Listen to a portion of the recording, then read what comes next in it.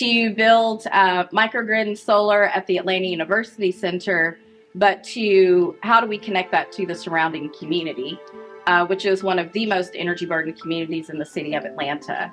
So, and we are here in another one. We want a church that was actually doing stuff for the community.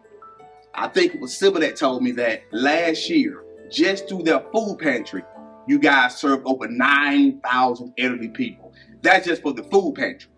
And from that Justice40 structure, all across the federal government, over 518 specific programs in 19 specific agencies have been created and are in the process of sort of transforming the way that they approach their work in order to benefit the people on the ground. And so a really significant feature of that, and we already heard a little bit from Michelle and Nicole, is getting the money to do it. The way the work is done is very important as well as it relates to community ownership. Right. Like, we truly believe this can be a community-owned process. So we believe that communities can have ownership, working with nonprofits, small businesses. If we're really intentional, that communities have the capacity to do this work for once. We're also focused on community ownership of solar.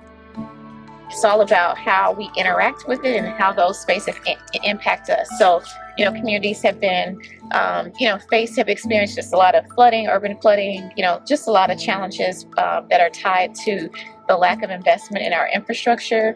But that's really what resonates with folks in their homes, most is like, how is it going to affect my health and comfort overall, right? So really being able to put it in those terms has been great, and we're looking forward to doing more.